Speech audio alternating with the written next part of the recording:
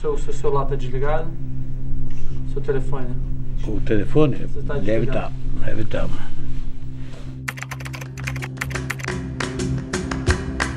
Mas eu posso deixar até com vocês aí, porque às vezes isso engana.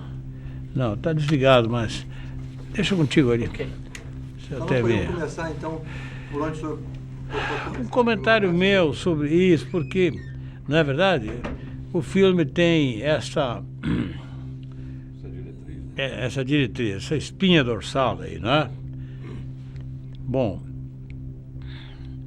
eu posso falar sobre a época. Pode falar, né? Já estamos gravando. E vocês não vão me fazer pergunta? À medida que o senhor for falando, a gente vai perguntando. Pode, perguntando. Bom, me diga uma coisa, nós ficamos assim, porque assim, em torno de que não faz muito tempo que a gente, né, em que a gente trabalha, a gente dá o ritmo, né, também, não é isso? Ou a abrangência, né? Eu diria que Ocupamos um espaçozinho, uns 3 minutos, uns 4 minutos, não, hein? 3 minutos. 3 minutos.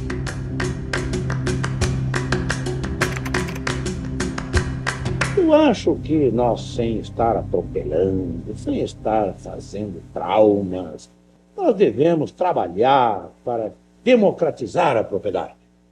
O que significa? Então não isso? vamos socializar. O que é Não vamos falar em democratizar? socialismo. Democratizar a propriedade. O que é isso? Por ser um bem tão grande, ser tão bom ser proprietário, vamos ensejar a que todos sejam proprietários. Todos quantos? 140 milhões?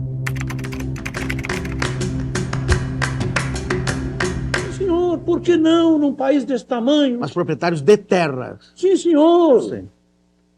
Uma terra para morar, uma terra para trabalhar, para viver e produzir.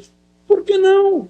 Você não acha que um filho de um agricultor, aquele casal de velhos que tem lá 8, 10 filhos com as mãos que é uma pedra de trabalhar na enxada, no arado ou num trator, as mãos calejadas que nós falamos, você não acha que eles têm direito a ter uma colônia, a ter uma granja? Quando gente aqui na cidade, através de golpes de esperteza, aí nos cartórios do governo, de jogo de influência, lá nos meandros do governo federal, toma para si milhões de hectares que nem conhece grupos industriais aqui de São Paulo, do Rio de Janeiro, do Rio Grande do Sul, a comprar por preço vil, expulsando de lá, inclusive, milhares de famílias. Você não acha que Como é que se faria isso? Como é que se faria um isso? casal que se constitui, casa, você não acha que tem o direito de ter um apartamento? Governador Brizola.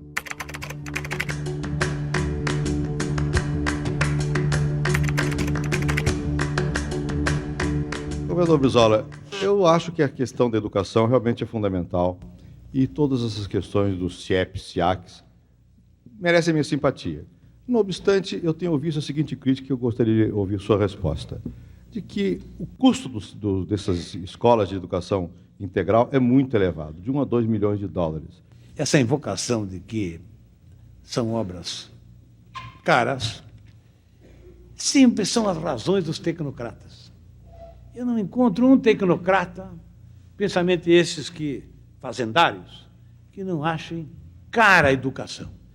Sempre não têm dinheiro ou recusam favorecer verbas para melhorar os vencimentos dos professores. Sempre estão regateando em relação à educação. Mas, no meu conceito, cara mesmo é ignorância. Esta é cara mesmo. Olha o que custa para esse país a ignorância, não é brincadeira. O capitalismo, sim, é intrinsecamente autoritário. E quanto mais atrasado, quanto mais de natureza colonial é o capitalismo, mais ditatorial e mais atrasado. Não sonhemos que vamos sair da pobreza, do subdesenvolvimento, sem atacarmos. E nem tenhamos ideia que vai diminuir a violência e a criminalidade. Não vai. país verde, admirável, rico, favorável à vida humana, sob todos os aspectos. Como é que pode estar assim?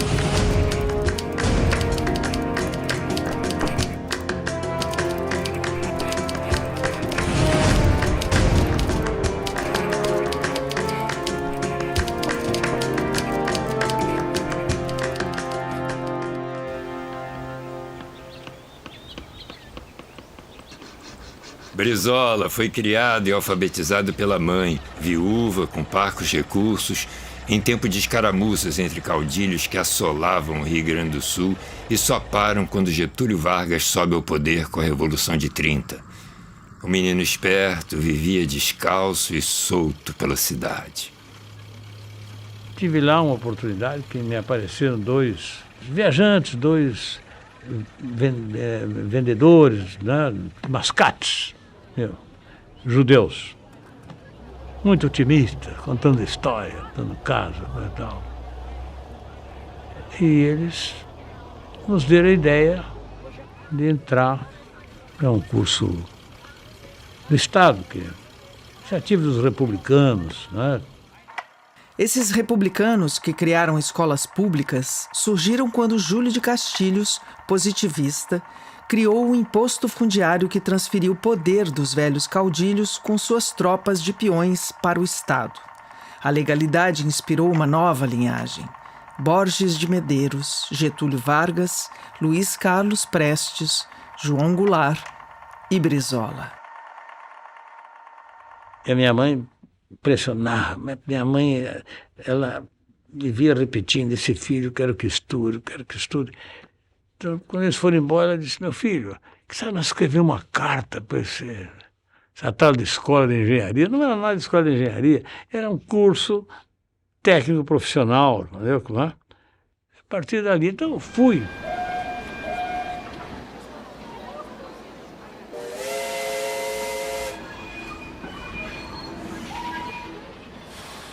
Quando saí, naquela viagem, devia ter uns 13 anos, fui para Porto Alegre, 700 quilômetros dali. Lá deu tudo errado, não pude entrar, tive que começar a trabalhar, porque eu achei que não devia voltar. Digo, eu vou voltar desmoralizado. Saí de lá para um colégio, agora volto sem nada. Fiquei. Ele chegou a Porto Alegre sem registro, sem documentos e sem sapatos. Boy e maleteiro num hotel, o pequeno Itagiba, para poder estudar, se registrou e nasceu Leonel de Moura Brizola.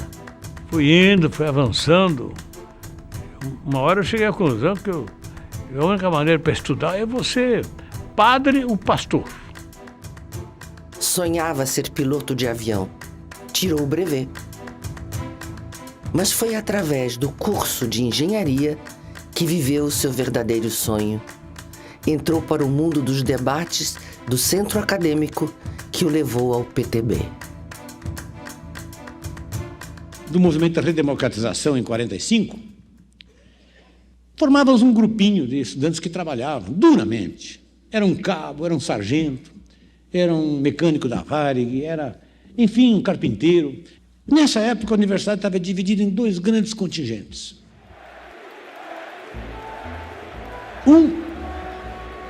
O Partido Comunista.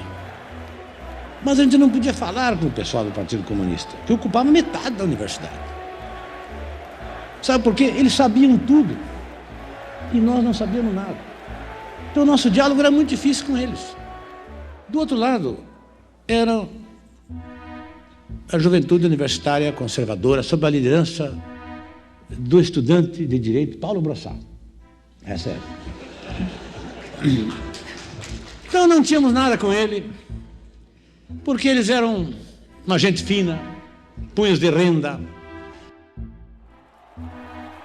Um dia nós vimos uma massa de trabalhadores, de gente com cartões de construção escritos ali, né?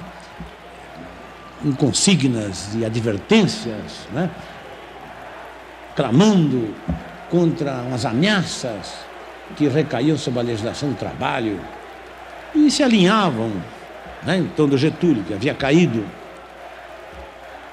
Bom, nós nos sentimos atraídos por aquele movimento. Entramos ali. Aquilo acabou na fundação do partido. Brizola aproximou-se de Jango e, portanto, de sua irmã Neuza. Amor de novela, o menino pobre e a moça rica. O cupido foi Getúlio Vargas, que apadrinhou o casal. Brizola e Jango agora eram cunhados.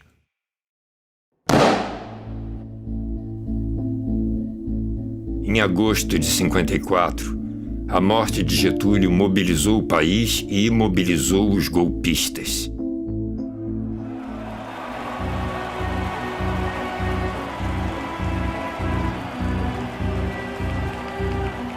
A tragédia marcou fundo Brizola.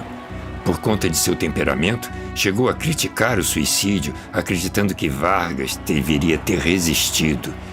Em outros momentos, deu razão a Vargas.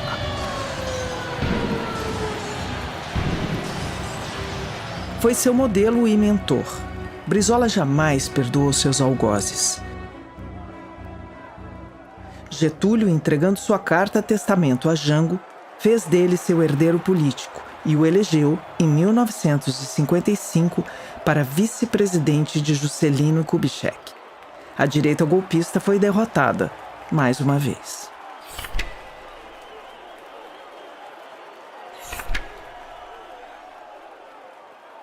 Leonel Brizola é o menino que calça os sapatos da utopia e vai defender os direitos dos mais pobres. A ascensão política foi rápida. Em 47, deputado estadual, reeleito em 50.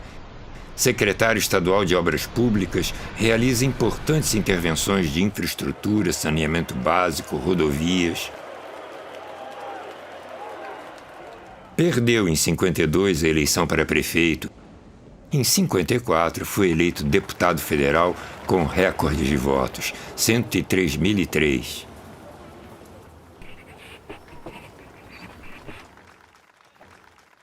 Em 56, foi eleito prefeito de Porto Alegre com o slogan "Nenhuma criança sem escola". Eu aprendi a ler e escrever nesse ambiente, porque antes, mesmo eu tinha que andar 8 quilômetros, né, para ir na escola. Então as famílias tinham dificuldade, às vezes muitas crianças iam a cavalo. E com isso, com o programa das brizoletas, as escolas foram instaladas em todos os povoados rurais. Então as pessoas ficaram, as crianças, né, conseguiam ir sozinhas, caminhando, mesmo que fosse dia de chuva. No Rio Grande o inverno é muito rigoroso, né? As crianças agora tinham escola perto de casa e receberam uniformes e sapatos.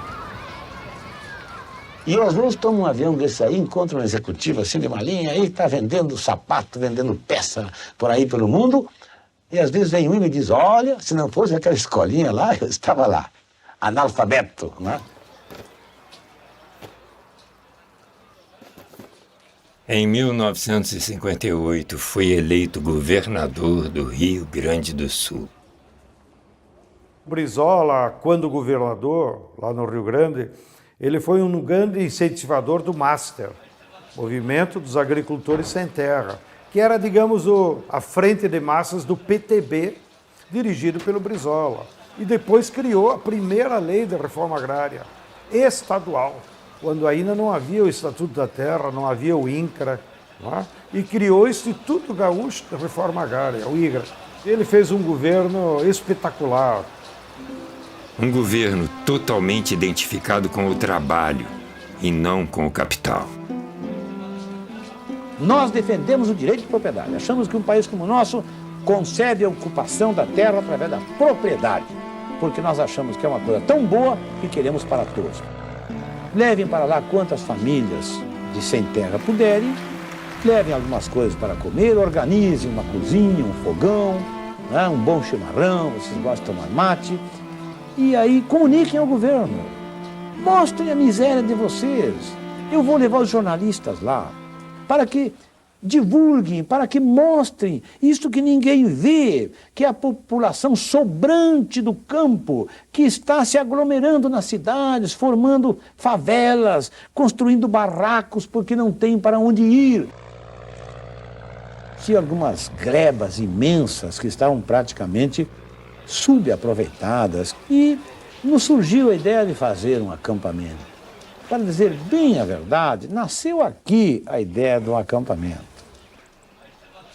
A Constituição tinha um dispositivo que garantia o direito a todas as pessoas de se reunirem num logradouro público, até sem licença nenhuma, apenas comunicando às autoridades. Levantaram logo uma cruz lá e puseram acampamento João 23, somos cristãos, queremos terra. E eu fui lá, levei comigo, com meu convidado, até o comandante do Terceiro Exército.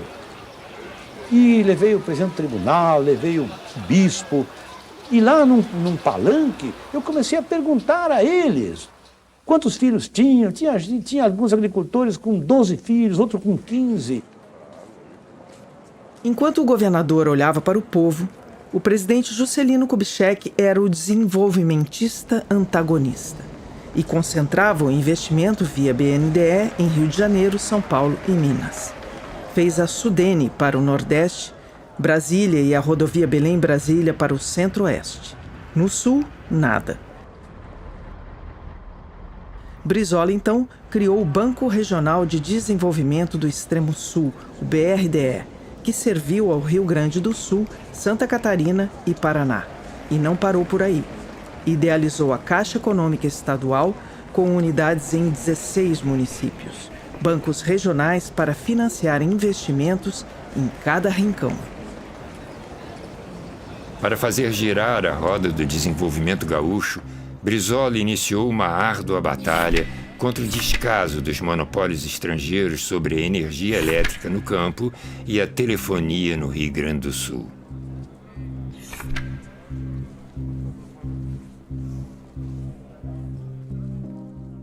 E não quer dizer que eu tivesse promovido essa desapropriação só porque era americano, porque era por desapropriar. Não, eu até não tinha essa consciência quando tomei aquela iniciativa. Eu queria resolver o interesse público, aquela gente não tinha maneira de se entender. E aplicando a lei rigorosamente, nós devíamos pagar um cruzeiro por tudo aquilo. Depositamos em juízo, o juiz deu, reconheceu nossas razões e nós ocupamos a empresa. O Rio Grande do Sul seria um São Paulo, um outro São Paulo, talvez não com a grandeza que tem a São Paulo, mas seria um outro São Paulo. Se tivesse energia, não tinha energia. E havia uma espécie de um conluio, compreendeu? De interesses internacionais para que não existisse energia no Rio Grande do Sul.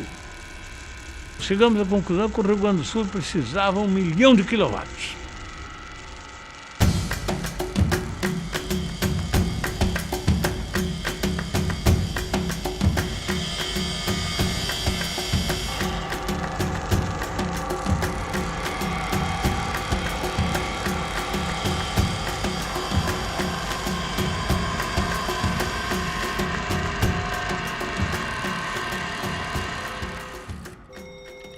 A Ititi também. Aquele telefone precário, compreendeu? Não funcionava o sistema. O telefone da Sibéria era mais evoluído do que o do Rio Grande do Sul. O Rio Grande do Sul era de manivela, era extremamente arcaico. Chegamos a realizar bons entendimentos. Passou 1 mês, passou 2, passou 3, passou 4 e nada. Bem, então agora só através do procurador judicial. Não queremos mais entendimento. E tratei de pôr em execução um processo de expropriação de acordo com a lei.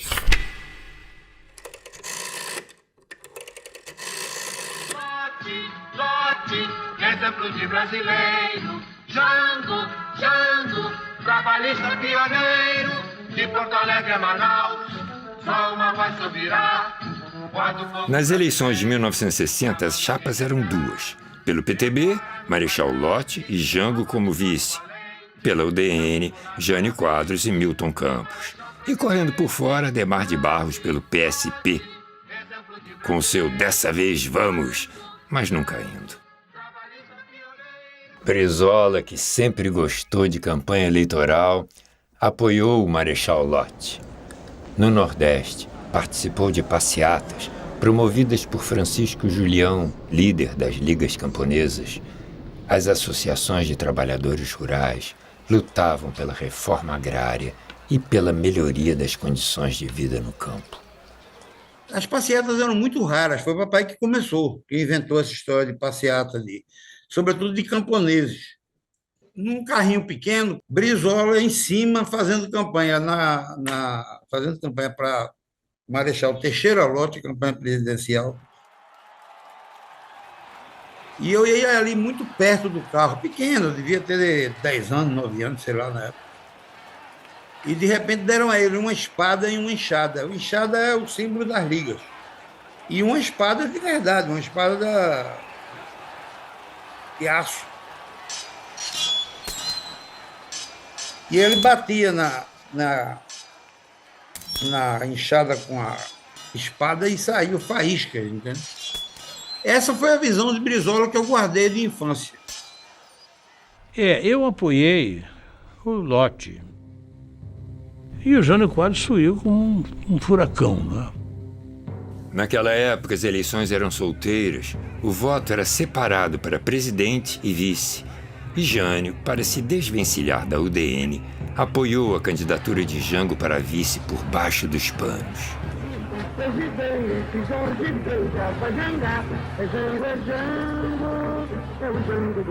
A chapa Janjan foi eleita com recorde de mais de 5 milhões de votos. Jânio Quadros assumiu a presidência em janeiro de 1961. Embora adversário dele, passamos a ter excelentes relações. Embora eu notasse algumas coisas estranhas no governo dele. Na ocasião, ele foi a Uruguaiana. Ele disse: "Não, governador, vamos juntos. Temos muito o que conversar." Perfeito. Avião pequeno, um Douglas DC-3. E ele ia falar. Ele foi falando de tal forma, com tal entusiasmo, e chegando em cima de mim, assim. E eu ficava meio de lado. E foi chorando, corria as lágrimas, e dizia: governador, este país parece que só tem seu mesmo, só o que lhe pertence é a sua bandeira, nada mais." E corria as lágrimas, e vinha em cima de mim, eu fiquei...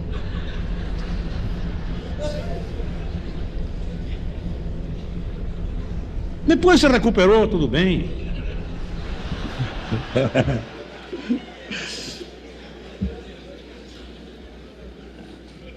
Ele me tinha preço, mas eu achei estranho aquele treinamento de emoção, achei que era demais.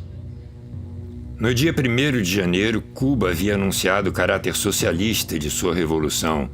Os americanos se assustaram com a presença de um governo comunista no seu quintal. Jânio, que já havia visitado a ilha antes da posse, deu uma guinada na política externa brasileira. Votou na OEA contra a expulsão de Cuba. Recebeu o presidente Sukarno da Indonésia, líder do Terceiro Mundo. Condecorou o revolucionário Ernesto Che Guevara com a Ordem do Cruzeiro do Sul, maior homenagem brasileira destinada à personalidade estrangeira. Estávamos no dia 25 de agosto, dia do soldado. Solenidade lá em Porto Alegre, no Parque Farroupilha. O general Muricy era chefe do Estado-Maior. Chegou nos ouvidos do general Machado Lopes, comandante do Terceiro Exército. Disse qualquer coisa, depois se dirigiu a mim. Disse: "Governador, está chovendo muito. Nós vamos suspender a solenidade." Quando ali pelas 11h30, mais ou menos, telefonou meu chefe de serviço de imprensa: "Governador, está chegando a notícia que renunciou o Sr. Jânio Quadros."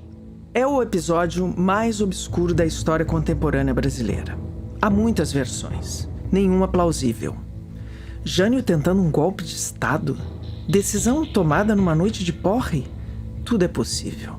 O fato é que o Congresso acatou imediatamente. Não houve qualquer reação nas ruas, na imprensa ou nos tribunais. Partiu de Brasília para a base aérea de Cumbica, saiu a bordo de um Fusca, Na dúvida, levando a faixa presidencial. Então, começou o verdadeiro golpe. Surgiu um manifesto dos 3 ministros militares dizendo que não aceitava a posse do vice-presidente.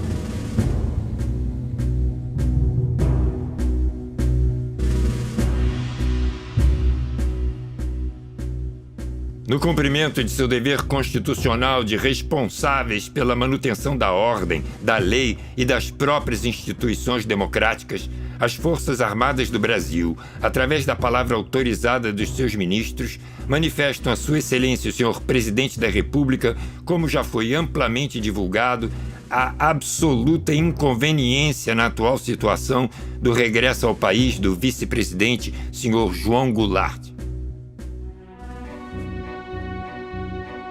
Aos meus camaradas das Forças Armadas e ao povo brasileiro. Embora afastado de minhas atividades militares, mantenho compromissos de honra com a minha pátria. E por isso, sinto-me no indeclinável dever de manifestar meu repúdio à solução anormal e arbitrária que se pretende impor à nação.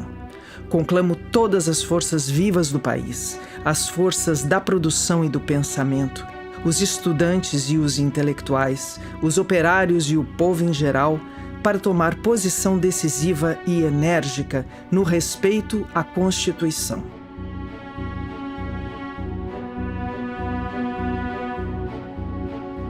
A declaração do Marechal Lott custou sua prisão, mas, por outro lado, atraiu para o campo democrático milhares de militares que sempre o admiraram por sua postura como ministro da guerra.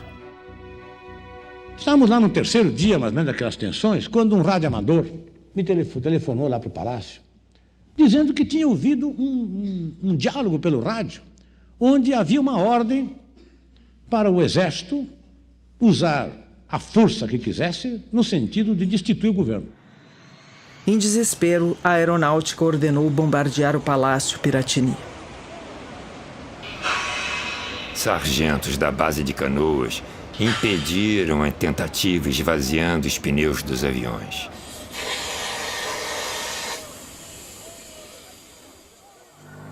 Peço a todos que permaneçam atentos, porque possivelmente ainda hoje tenhamos as mais importantes e decisivas informações a prestar ao povo gaúcho e ao povo brasileiro sobre a crise político-militar. O Exército mandou seus oficiais fecharem as emissoras que repercutiam a fala de Brizola. Ele levou o transmissor da Rádio Guaíba para o Palácio. A essa altura, a sede do governo já tinha sido transformada num bunker pela Brigada Militar. A defesa da legalidade ecoa por todo o país na voz de Brizola. Em 54, o Brizola tinha 30 anos. O Getúlio foi acuado daquela maneira e acabou se matando. Um ano depois, aquelas mesmas forças que levaram Getúlio à morte se uniram para impedir a posse do Juscelino. Foram neutralizados pelo contragolpe do Marechal Henrique Dulce Teixeira Lott. Em 61, 6 anos depois, as mesmas forças tentando impedir a posse do Jango, depois da renúncia do Jânio. Dessa vez aparece o jovem, de 37 anos, governador do Rio Grande do Sul, criando a rede da legalidade, num rasgo assim, de coragem cívica, uma coisa impressionante, não é? Ele estava resistindo às forças golpistas que envolviam o exército de um modo geral. Rádios por todo o Brasil repetiam a mensagem que defendia a posse de Jango. Estava formada a Rede da Legalidade. Empolgou a população e dividiu as Forças Armadas. Nesse momento, o general Machado Lopes foi ao palácio e passou a apoiar o movimento.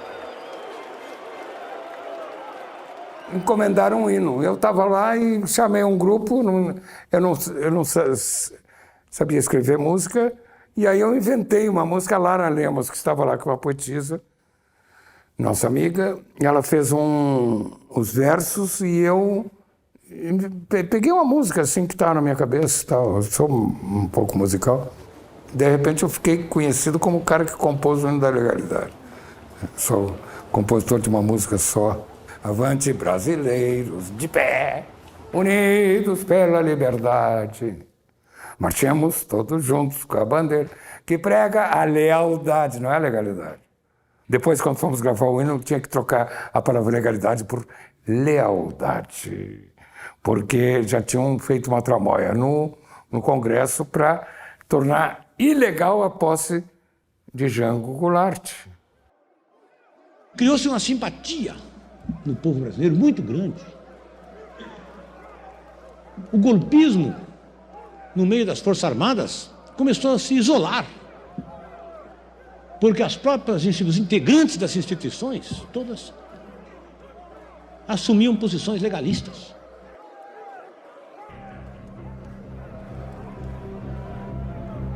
Cumprimos com o nosso dever. Não fizemos uma revolução. Apenas assumimos uma atitude de inabalável resistência. Os ministros militares baixaram o tom, mas ainda pressionavam. E a direita estrilava. Inventaram a saída do parlamentarismo. Brizola queria marchar até Brasília, fechar o Congresso e assegurar a posse com plenos poderes de João Goulart. Jango, mais conciliador, aceitou o regime parlamentarista. O Congresso, numa madrugada, violou todas as suas regras, seu regimento e a própria Constituição e votou uma emenda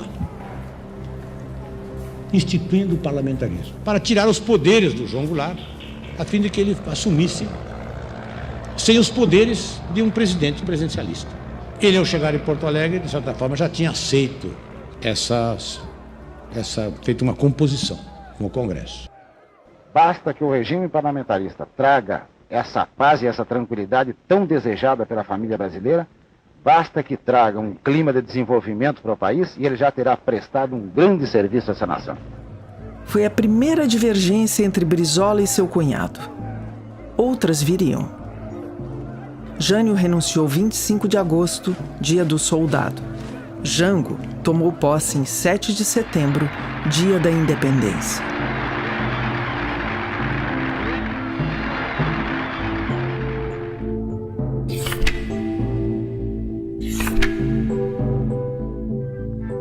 Depois houve uma campanha, um ano depois, para que se realizasse um plebiscito para dizer se o povo queria aquele regime ou não queria. E houve esse plebiscito. De cada 10 pessoas, 9 votaram pela derrubada do parlamentarismo. E o presidente João Goulart recuperou seus poderes. Meu povo, está na hora de acabar a confusão. Toda a nação vai responder que não. O ato adicional tá indo mal. Todo meu povo com razão vai responder que não. Essa experiência vivemos lá. E eu acho que foi muito rica. Lamentavelmente ficaram sequelas.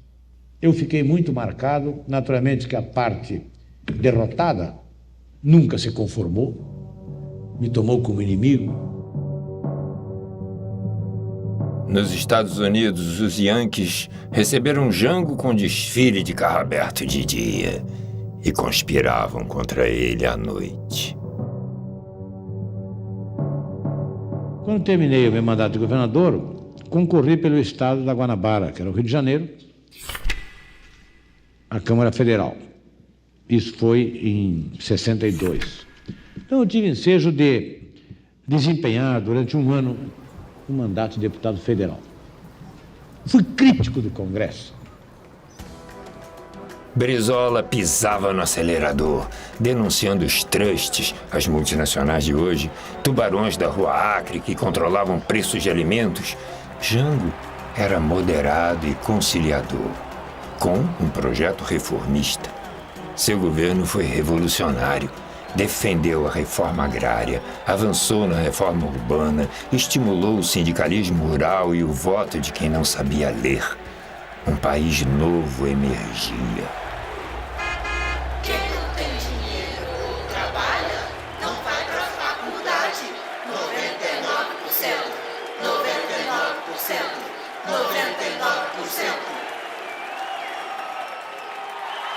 cabra marcado para morrer.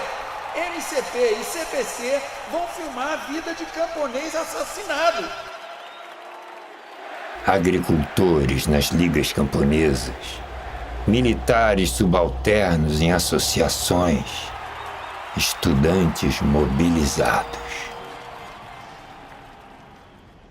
O vulcão Darcy Ribeiro foi uma presença fundamental. Educador e antropólogo, foi ministro da Educação e depois chefe da Casa Civil. A pedido de Jango, redigiu a mensagem das reformas endereçada ao Legislativo.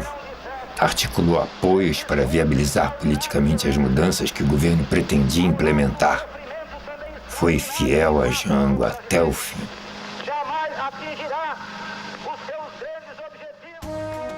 Jango reunia o que havia de melhor em políticas públicas voltadas para o povo e não para as elites. A terceira Conferência Nacional de Saúde esboçou o que viria a ser o SUS, sob o comando do ministro Wilson Fadul. A campanha nacional de alfabetização, presidida pelo educador Paulo Freire, mudou a vida de milhares de brasileiros com a pedagogia do oprimido.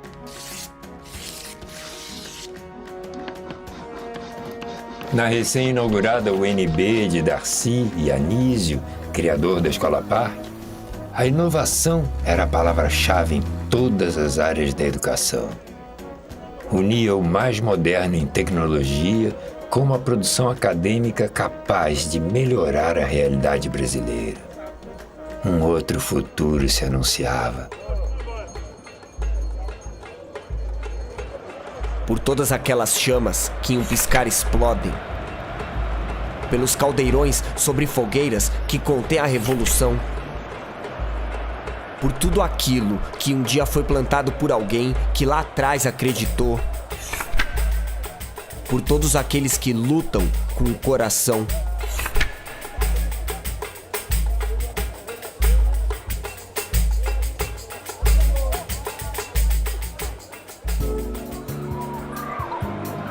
O Jardim da Cultura floresceu em solo brasileiro.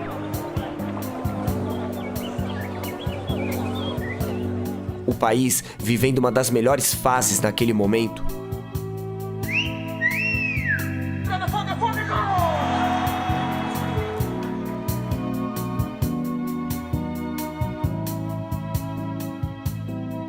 Arte panfletária, sacudindo o país em consciência, beleza e intelectualidade. Brasil profundo, mostrado na profundidade. Palma de ouro em Cannes e show no Carnegie Hall.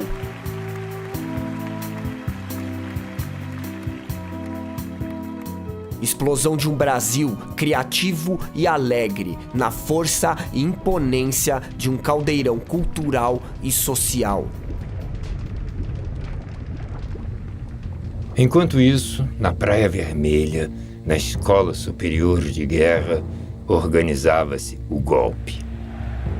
Castelo Branco, Costa e Silva, Amaury Cruel, Antônio Carlos Muricy, Colberido Couto e Silva, de terno escuro. Fora de lá, a UDN, os jornais, latifundiários, Igreja Católica, empresários nacionais e multinacionais com apoio e dinheiro americano também. Os inimigos do povo, IPES, IBAD, a CIA, Padre Peito, as senhoras católicas de preto, governadores, Carlos Lacerda, Magalhães Pinto, Ademar de Barros, Ney Braga, Hildo Meneghetti. O maior crime do regime militar foi destruir o sonho de uma nação.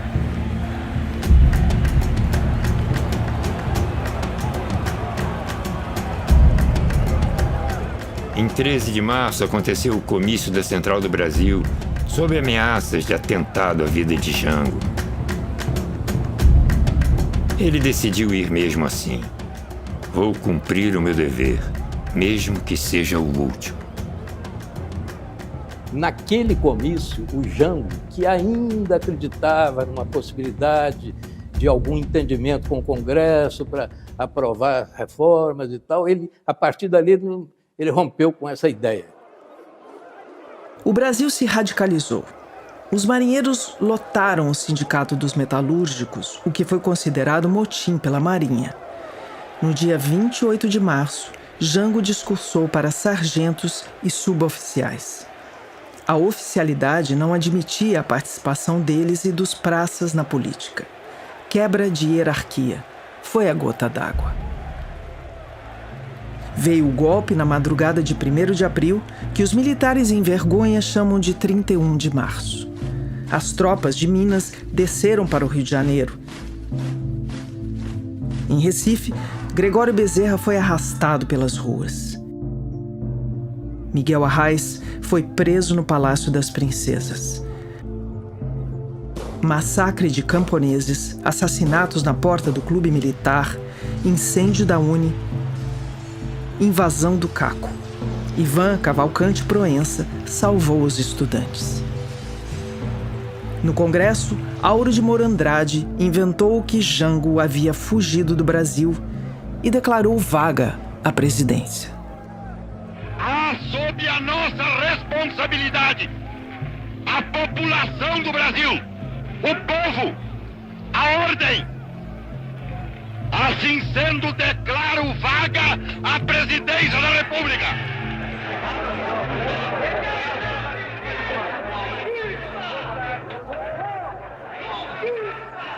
Jango não estava seguro no Rio. Voou primeiro para Brasília e depois para o Rio Grande do Sul, onde encontrou Brizola. O exército estava partido. O bloco mais forte, o Terceiro Exército, apoiava Jango, mas os Estados Unidos mandaram uma frota para dar força ao golpe, a Operação Brother Sun. Havia o risco de dividir o país e de uma guerra civil. Mas a melhor arma dos norte-americanos foi a corrupção, nossa velha conhecida. Governadores de oposição despacharam diretamente em Washington com o presidente Kennedy. Brizola disse: "Me perguntaram se os americanos eram amigos ou irmãos. Amigos a gente escolhe." Na casa do comandante do Terceiro Exército, general Ladário, o novo embate. Brizola pretendia resistir, Ladário também, mas Jango não queria derramamento de sangue. Provocado por José Wilson da Silva, conhecido como Wilson Tenente Vermelho, declarou: "Brizola é revolucionário. Eu não sou. Fala com ele." Pegou o avião do comandante Guerra e foi para São Borja.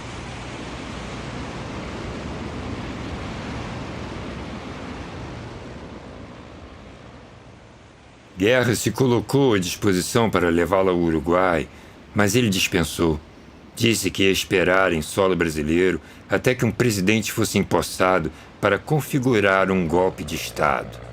E aí, então, sairia do país por seus próprios meios. Mais tarde, também cheguei à conclusão de que a causa estava perdida. Que nós podíamos resistir, mas íamos resistir para perder, sacrificando muita gente. Aí, clandestinidade, eu passei a observar os acontecimentos da clandestinidade.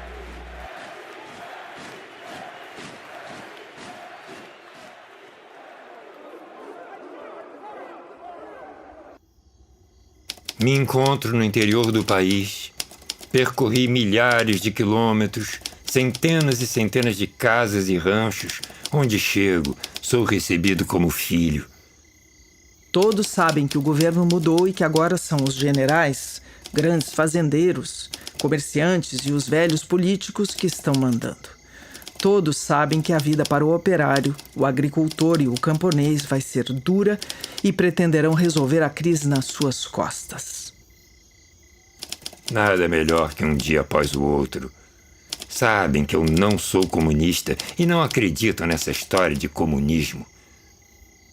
Quanto a mim, depois de tudo que fizeram à minha família, invadiram e depredaram a minha casa, o que me resta, senão o exílio e a luta clandestina?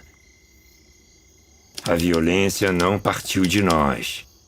Estes dias têm sido muito importantes para mim e para o povo brasileiro, principalmente. Eu, ao contrário do que eles pensavam, eu me encontrava dentro da área de segurança deles. Até via da janela os movimentos deles. Preparamos várias saídas e eu havia combinado com um companheiro, tal hora, num determinado lugar, saímos dali e realmente, né, uniformizado na Brigada Militar. No resgate do Brizola foi o comandante Manuel Soares Leles, o Maneco, que era o piloto do pai. O Maneco decolou de madrugada rumo ao Oceano Atlântico a 300 pés de altura, ou seja, 100 metros de altura, para não ser capturado pelos radares, e saiu na praia de Quintal. Aí ele baixou os flaps do avião, baixou o trem e viu o Brizola sair correndo atrás da montanha, já sem capacete, vestido de brigadiano. O avião faz 2 rasantes, aí ele percebe que é o avião dele, ele sai, acena e ele posa na praia e decola imediatamente, diretamente para o Uruguai e salva-se Brizola.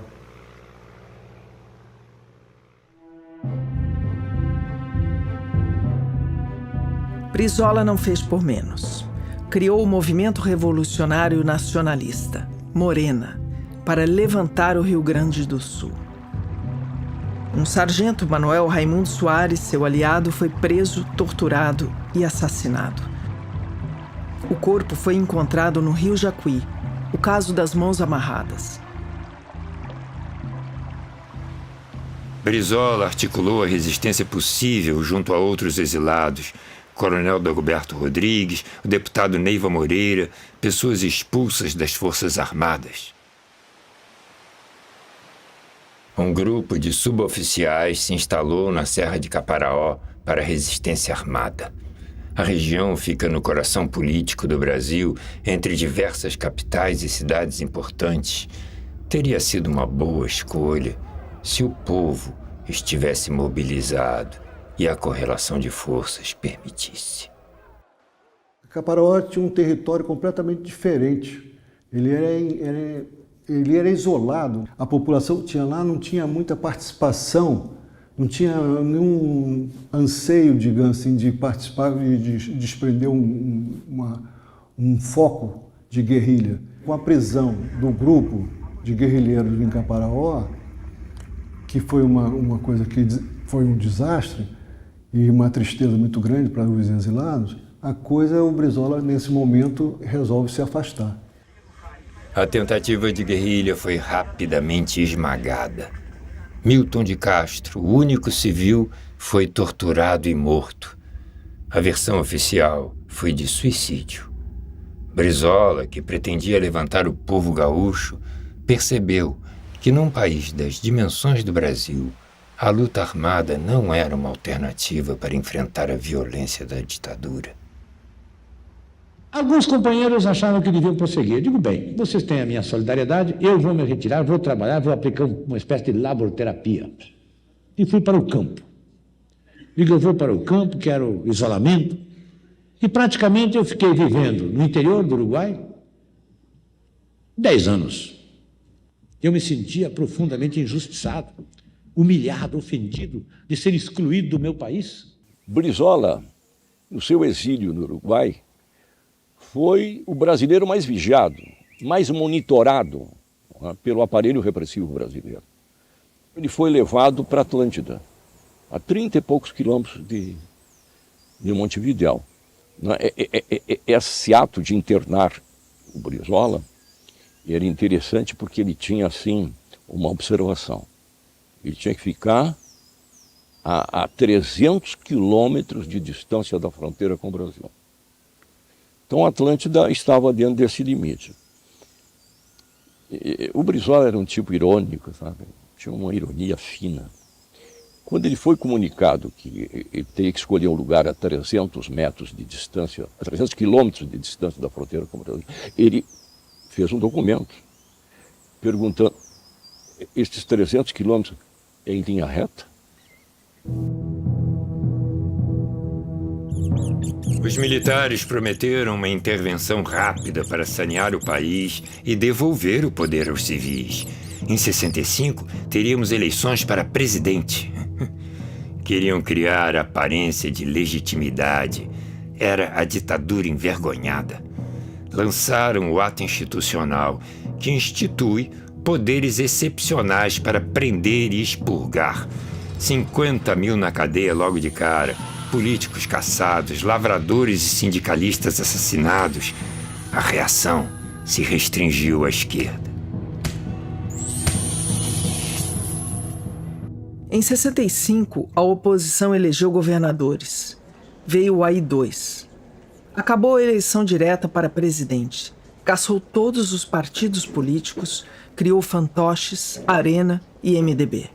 Ficou claro que não iriam largar o osso. Conservadores que apoiaram o golpe começaram a romper com a ditadura. Prisões, censura, intimidações se multiplicaram.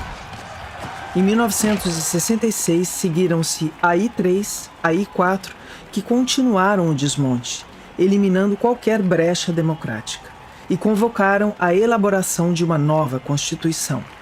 Nesse momento, a sociedade estava praticamente unânime na condenação aos abusos do regime. Brizola também não aderiu à frente ampla que reunia Juscelino, Jânio, Jango, Lacerda e dezenas de políticos para enfrentar a ditadura militar. Recusou-se a cumprimentar Lacerda. Eu, desde o começo, passei a desconfiar daquela iniciativa. Pelo seguinte, o Juscelino, caçado. O João Goulart, caçado. E o Lacerda, no uso dos seus direitos políticos. Eu digo, bem, só pode ser uma manobra. Na hora que eles firmaram aquele acordo, eu expedi uma nota, discordando da Frente Ampla. Artistas e intelectuais que revolucionaram a cultura nos anos JK e Jango enfrentavam politicamente a ditadura. Protestavam contra a violência do Estado e a falta de democracia. Na passeata dos 100 mil, uma geração formada no CPC da UNE e no MCP de Pernambuco. O governo respondeu com o AI-5. Fechou mais ainda. Não se cria nem se extingue a arte por decreto, e a resistência seguiu se rearticulando. A Frente Ampla foi proibida.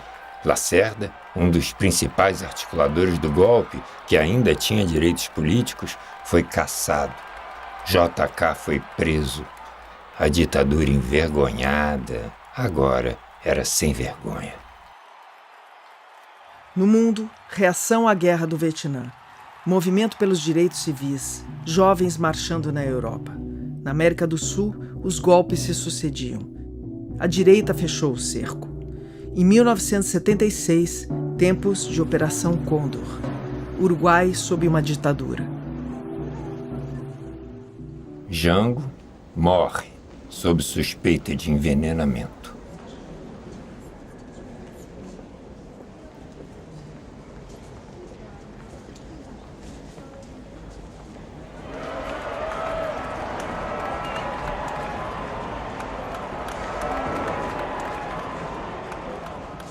Antes de morrer, João Goulart, nós nos reconciliamos. Foi um momento, entendeu, assim, casual. Ele queria falar com a Neuza, minha mulher, e chovia muito. Eu até disse para ele, não, pede a ele que vem, eu até vou sair, tem uma volta que dá aí. Mas eu fui, ele se tardou, voltei, fui assistir na televisão até uma partida do Brasil com o Chile, que o Uruguai transmitia. Bom, que ele chegou, conversaram lá, chegou um grupo daqui do Rio Grande do Sul, e viram aquilo, eu assistindo televisão e ele lá na frente, conversando com a Neuza. Bom, criou-se uma situação emocional, e nós, que já havíamos esquecido nossas diferenças, nos reconciliamos. Ficamos durante 4 horas conversando. Foi a última conversa que eu tive com ele. Viajou para a Argentina e morreu. Juscelino morreu em acidente de automóvel também mal explicado. E Brizola foi expulso do Uruguai sumariamente. uma expulsão prepotente, uma expulsão ao ponto de o manifesto do Ministério do Interior dizia que ele tinha 48 horas até o próximo dia hasta ponerse el sol, ou seja, tinha até o sol cair, ele tinha que sair do Uruguai. Refugiou-se na embaixada americana e seguiu para os Estados Unidos. Rumo surpreendente depois de 12 anos de espera. Pediu acolhida ao presidente Carter, que após a derrota no Sudeste Asiático na Guerra do Vietnã, decidiu implantar uma política de direitos humanos. A história, definitivamente, não é cara ou coroa. Esse assunto foi até o Carter mesmo, porque ninguém queria tomar a decisão. Foi até que o Carter decidiu. Sim, nós queremos mostrar que é de verdade. Não havia voo direto de Montevidéu para a Europa. Existia voo de Montevidéu com uma escala no Rio de Janeiro. Se o avião para no Rio de Janeiro, ele é preso. Havia um voo direto de Buenos Aires para Nova York. Mas o que havia na Argentina é uma ditadura terrorista. Se ele vai para Buenos Aires, ele era morto. O Brizola saiu de Montevidéu para Buenos Aires, e em Buenos Aires sabia-se que havia muitos agentes da Operação Condor, só que ele saiu com uma escolta da CIA. E lá ele dormiu uma noite em Buenos Aires e foi diretamente para Nova York. Nova York, 1º de outubro de 1977, João Vicente, Maria Tereza, Denise e Estela.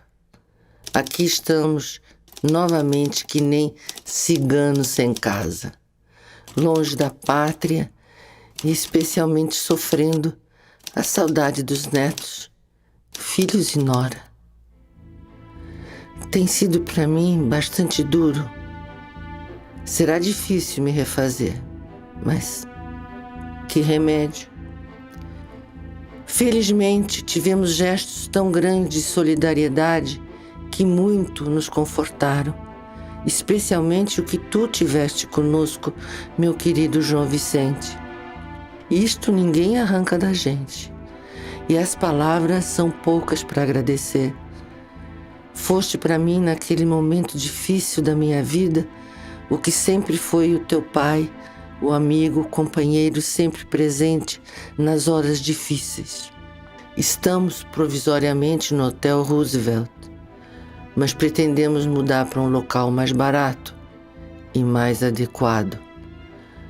Mandarei quando tiver a direção. Espero notícia de todos vocês, especialmente uma visita. Para vocês, um afetuoso abraço do Leonel e um beijo carinhoso da tia Neuza. O Brizola queria vir para o Brasil. E o Geisel e o ministro da Guerra, esse ministro do Exército, disse para o Geisel: olha, esse Brizola aí está querendo voltar para cá, o que eu faço? Aí o Geisel disse para o ministro dele assim: mate. Um documento secreto da Agência Central de Inteligência Norte-Americana, a CIA, revela que o ex-presidente do Brasil, Ernesto Geisel, autorizou o assassinato de opositores do regime militar. Geisel foi informado da execução sumária de cerca de 104 pessoas no Centro de Informações do Exército. Segundo o diretor da CIA, ficou acertado que quando fosse preso alguém classificado como subversivo perigoso, o general Figueiredo deveria ser consultado e daria a aprovação final. Um dia ele sentou comigo num Burger King e disse: está na hora de reorganizar o PTB. Aí resolveu convocar o Encontro de Lisboa. A Revolução dos Cravos atraiu para Portugal milhares de exilados brasileiros. Sob o comando de Mário Soares, o país virou a meca da esquerda. Ele teve o suporte do Mário Soares, que deu a ele um passaporte português. Ele não tinha passaporte. O doutor Mário é que o introduziu na Internacional Socialista. Fizemos em fevereiro de 78 um giro pela Europa Fomos a vários países, né? Ele visitando os partidos socialistas, né?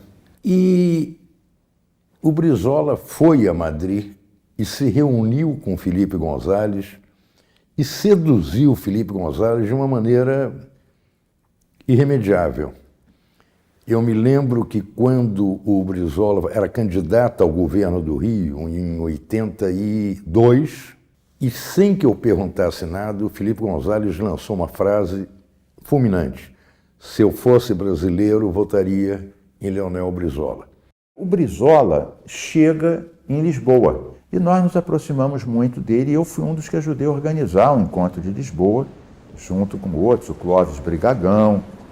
Depois a gente contactou muito o Betinho, que estava no México, com o Julião, que também participaram. A gente começou a receber muitos brasileiros que a gente não conhecia, e quando viram que o Brizola estava organizando um partido que ia voltar, ele é uma referência, né, de dignidade, de resistência desses anos todos. Então aquilo virou uma romaria. Em Lisboa, os caminhos de Brizola cruzaram com os de Miguel Arraes, Almino Afonso, Márcio Moreira Alves, Muniz Bandeira, Arthur Puerner, Flávio Tavares, Severo Gomes, entre outros, que tentavam articular a transição democrática e a reorganização partidária pós-ditadura. E tem o famoso congresso, né, que ele fez, né, do antigo PTB, né, que foram lá para Portugal membros do PTB que já funcionava aqui no Brasil, e do MDB. O Darcy Ribeiro foi lá como MDB. O Darcy foi para lá, foi para Lisboa. O Brizola foi buscá-lo no aeroporto. Quem dirigia era o Sirquis. Mas, se eu não me engano, num fusquinha, num carro pequenininho, assim, aquele silêncio, né, meio constrangedor, né? E aí quem é que puxa, quem é que resolve quebrar o gelo? O Brizola. E o que o Brizola faz com o Darcy, né? Vai tocar ali na vaidade acadêmica do Darcy, né? Darcy, estive nos Estados Unidos, só falam no seu nome lá. Aí o Darcy respirou e tal, e aí falou: Brizola, Getúlio morreu, Jango morreu, você é agora a nossa grande liderança do trabalhismo, etc, etc. E aí se cumprimentaram e aí foram juntos até o final da vida. E a gente sempre cheio de ocupação, cheio de trabalho. Eu digo, que ocupação, não havia coisa melhor que conviver mais com o Darcy. Morava uma quadra da casa do Darcy, eu passo por ali e fico pensando, por que eu não aproveitei mais a convivência com o Darcy? O Darcy era um sábio e ao mesmo tempo era um pândego, sabe?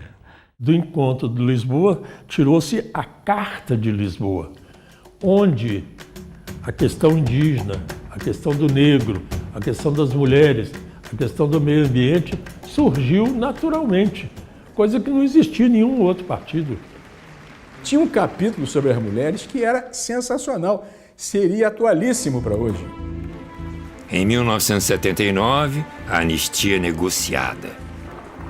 Trancas das cadeias se abriram e trouxeram de volta os exilados políticos.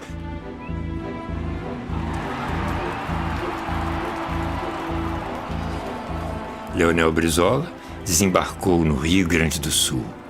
Em São Borja, visitou os túmulos de Getúlio e Jango.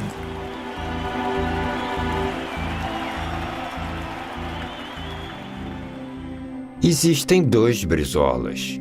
O Brizola pré-64 era revolucionário e defendia as reformas sociais na lei ou na marra.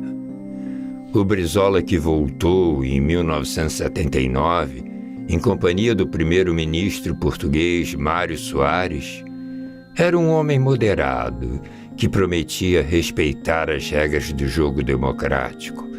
Garantia ser anticomunista, mas isso não impediu que Brizola, mais tarde, acolhesse o Cavaleiro da Esperança, Luiz Carlos Prestes, no PDT. PMDB e PT não tinham aceitado Prestes em seus quadros. Ele terminou como presidente de honra do partido. Essas contradições fizeram de Brizola um dos mais enigmáticos e desafiadores políticos brasileiros. O Golbery declarou, que o trabalhismo não podia ter uma só vertente no Brasil, tinha que ter mais de uma vertente. E teve, na verdade, 3 vertentes. O PT, o PTB da Ivete e o PDT. Foi o que o Golbery imaginou, sonhou e construiu. Golbery era o gênio do mal. Redator do Manifesto dos Coronéis, disparou a crise que levou Getúlio Vargas ao suicídio. Esteve em todas as conspirações contra a democracia. É quem vai organizar a redemocratização do país. E começou por dividir o trabalhismo.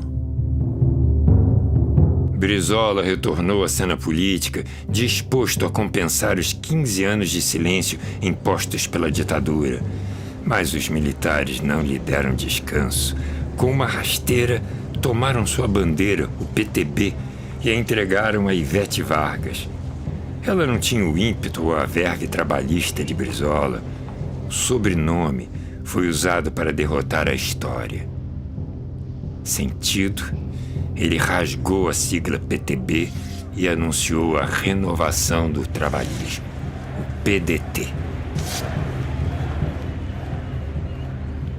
Como nós estamos reunidos aqui, eu tenho a certeza que nós vamos ressurgir mais fortes ainda. Porque esse grupo, no fundo, está a serviço do governo. A serviço de um projeto que há 2 anos atrás já existe documentação mostrando que estava em elaboração. Isso é um projeto em execução. Então, este grupelho que nos recebeu a sigla de mão beijada, que nunca fez nada por esta sigla, nunca realizou uma reunião, uma assembleia, um seminário, um comício, nada. Eu diria o seguinte, o trabalhismo ressurge agora. Estas eleições, para nós, são o primeiro passo do nosso ressurgimento.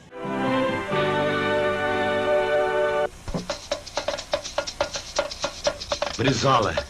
Este Brizola brasileiro, sempre eleito pelo povo, Brizola fez rápida carreira política. E é exatamente aqui, no Rio de Janeiro, onde fora interrompida, que Brizola recomeça a sua vida pública. Brizola é candidato a governador do estado do Rio pelo PDT, com o número 2. Não foram poucas as cascas de banana colocadas no caminho de Brizola. A mais grave, uma fraude eleitoral no processo de apuração, desviando os votos de Brizola, aparentemente para favorecer Miro Teixeira, mas, na verdade, eleger Moreira Franco, candidato dos militares. Quando começou a apuração, logo no primeiro dia, eu recebi a informação de que estava havendo roubo na apuração. O voto, na época, era voto em cédula, em papel. E me disseram que estavam tirando votos meus e do Brizola. E nesse momento chegou à minha casa um repórter chamado Barata, da TV Globo, para me cumprimentar e fazer uma matéria como um possível ganhador das eleições. Eu disse, ô Barata, quem ganhou essa eleição foi o Brizola, não foi eu não. Nós estamos diante de um caso de roubo. Este problema, como é do conhecimento da opinião pública, decorre da atuação da empresa, da atuação ineficiente e até suspeita da empresa que contratou os serviços com a Justiça Eleitoral. Se esta soma tivesse sido feita à mão, estava tudo pronto e acabado. Uma denúncia da Rádio JB dizendo que alguma coisa de anormal estaria acontecendo, que havia um diferencial delta aí no programa fonte de computador que estava tirando votos de um candidato, notadamente do Brizola, jogando para outros candidatos, enfim, fazendo uma manipulação criminosa. Aquilo tudo chegou, né, na grande mídia, e o presidente do Tribunal Eleitoral era o desembargador Marcelo Santiago Costa, ele ia muito fazer a oração ali na igreja, aquela igreja Cruz dos Militares, que fica ali próximo, ali do lado. Ele, com aquela aflição toda, vendo essas denúncias, sem saber o que fazer, essa questão de informática ainda era um pouco incipiente em 82. Aí eu falei para ele, desembargador, é tudo muito grave. E se o senhor me permite dizer, tá? Eu também sou um homem de fé, mas não é a oração que vai resolver isso, não. Nós temos que tomar uma providência muito drástica. Eu, no seu lugar, eu lhe acompanho, estou do seu lado. Vamos lá para o programa Fonte de computador. Vamos lacrar esse computador. Aquilo é o corpo de delito, aquilo é a prova que a gente pode ter para pesquisar a autoria e a materialidade dessa fraude, desse atentado contra a democracia eleitoral no Brasil. E eu também não tenho a menor dúvida que aquilo tudo foi urdido para que o Brizola não se elegesse governador. Mas Brizola, apesar de todas as chicanas, reagiu e ganhou o governo do Rio de Janeiro. Convocando os correspondentes estrangeiros e expondo a fraude, reverteu a tentativa de golpe. Percorrendo bairros populares numa velha caminhonete, tendo ao lado o cantor Aguinaldo Timóteo, conquistou os eleitores e virou o jogo. Brizola, de lanterninha, foi eleito, tendo como vice o professor Darcy Ribeiro e um programa de construção de escolas.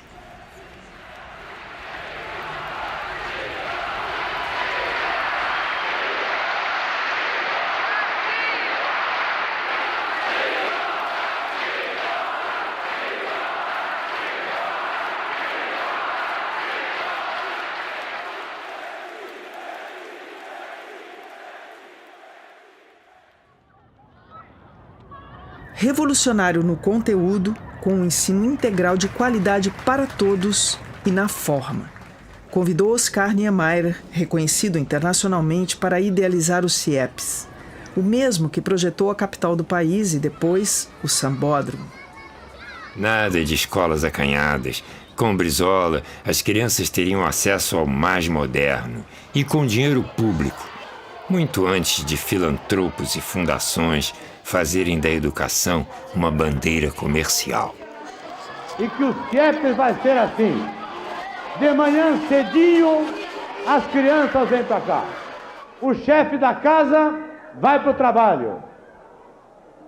E a chefa também. Pode ir para o trabalho, porque as crianças vão ficar o dia inteiro aqui, bem tratadas, estudando, brincando, comendo do melhor, tomando banho, entendeu? Tirando as lombrigas, entendeu? Tirando algum piolinho que todo mundo tem. Não eram prédios apenas, era uma política de educação integral. Fundou a Fábrica de Escolas, tecnologia inovadora de construção modular. Barateou o custo das unidades. Cerca de 500 foram entregues à população. Bota as duas mãos na borda da piscina.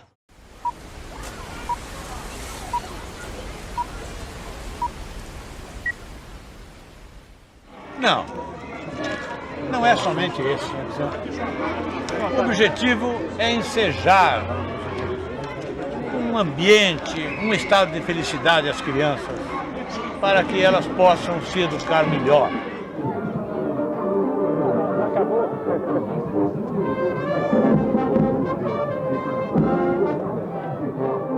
Eu não creio que isso se faça com as nossas elites tradicionais. Elas discriminam. Elas têm um conteúdo até inconsciente de perversidade. Querem esse povo atrasado para terem bastantes empregados vis. Como é que aquelas elites lá do Rio de Janeiro me odeiam? Me odeiam! Não toleram que os filhos da pobreza tenham uma escola a nível da classe média. Não toleram!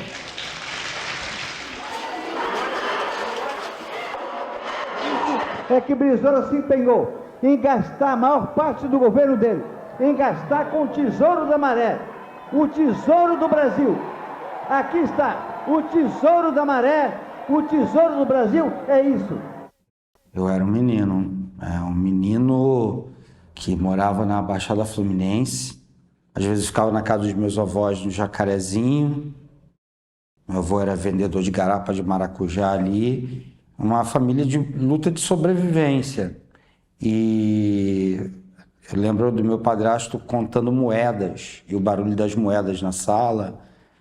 E nunca tinha leite. E ali no governo Brizola chegou o ticket do leite. Era um ticketzinho que a gente recebia um por dia. No final do dia levava para casa. E esse ticketzinho, ele era assim, adesivado com um negócio do governo do estado, não lembro. E eu pude pegar leite B, né?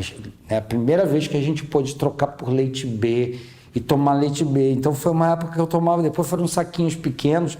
Nunca tomei tanto leite na vida, assim. Tinha dias que você via um moleque bebendo leite e tinha um português na padaria do bairro que ele destratava, assim, os moleques mais pobres, né? Se achava um pouco maior que todo mundo ali na época.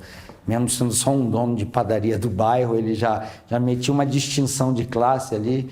Eu brinco que foi a minha primeira mobilidade subjetiva da vida, assim. Meu primeiro enfrentamento de classe, poder chegar para o português da padaria e mostrar o ticket do leite B. Isso, assim, né, uma política inclusiva de cuidado com as crianças. Quando eu penso no Brizola, o Brizola botou a criança pobre dentro da agenda política.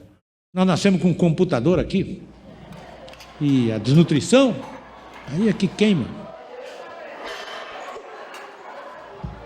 Nós temos aqui dezenas de milhões de crianças famintas, se deteriorando biologicamente, se degradando. Não pode ter boa cabeça. A violência, a criminalidade vai crescer no Brasil. Vai se transformar no inferno nossa vida. A política de segurança de Brizola privilegiava a proteção de todo cidadão. Proibiu expressamente que a polícia subisse o morro atirando a esmo e metendo o pé nas portas. Foi demonizado por isso.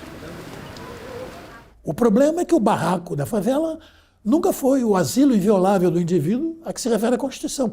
E ele é cabal e definitivamente o asilo inviolável do indivíduo. Ninguém nele penetrará. Tudo aquilo, se não por ordem escrita de autoridade judiciária competente.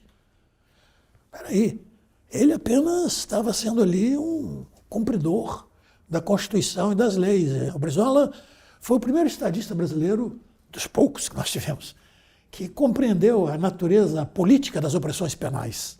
Chegar a este pensamento na academia é fácil. Basta você estudar um pouco. Chegar a este pensamento na prática política no Brasil, só gente genial como Brizola, que percebe isso através de uma prática. As elites pensam que vão conseguir a sua segurança com esses métodos, estão muito enganados. Quanto mais violência vão ter. Dizia o velho Getúlio, violência gera violência, só o amor constrói para a eternidade.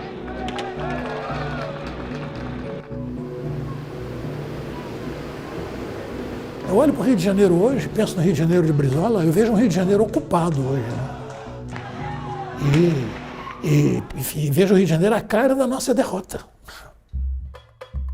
No seu governo, fez o cacique Juruna deputado. Mulheres, indígenas e negros foram protagonistas na sua gestão. A determinação do governador era firme no tocante ao combate à criminalidade. Era firme também no tocante ao respeito aos direitos dessas populações marginalizadas.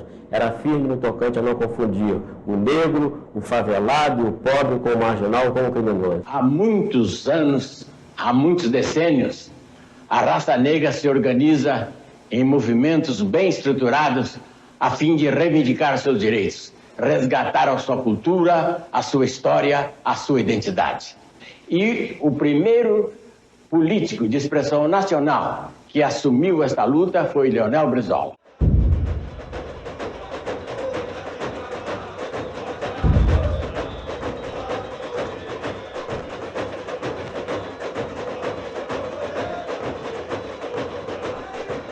Cultura popular com o apoio do Estado. A força do samba. O carnaval carioca ganhou um palco à altura, sem tirar o encanto dos desfiles das ruas. O sambódromo barateou o custo do evento para o Estado, sem o monta-desmonta das arquibancadas. E os camarotes da Marquês de Sapucaí passaram a funcionar como escolas.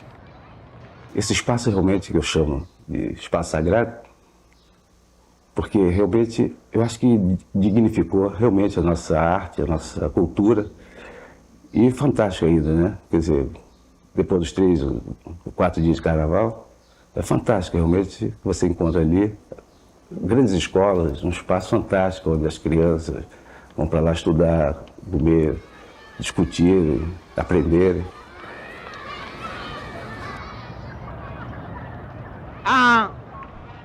Há alguém que venceu aqui.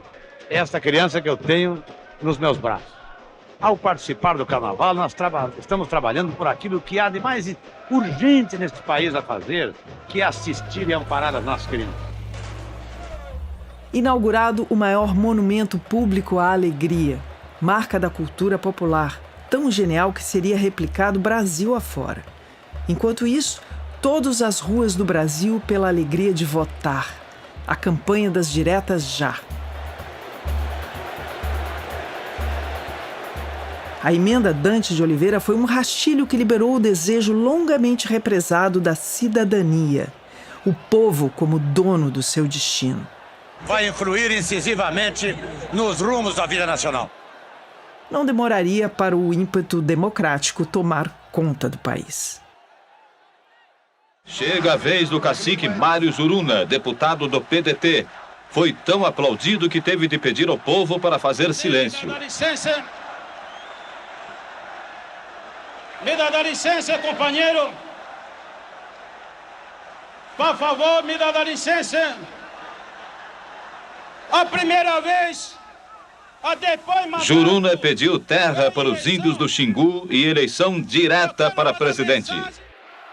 O povo estava nas ruas e queria saber de si. Mas no Congresso estavam as elites.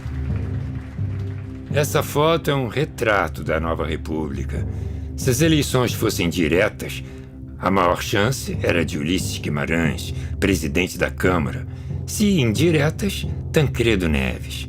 Com mais 2 anos, Brizola seria candidato com grande potencial. Mesmo com eleições indiretas, os militares não tinham como ganhar. Então, articularam por Tancredo, político hábil, conciliador. Era a chance de manter um pé nas decisões.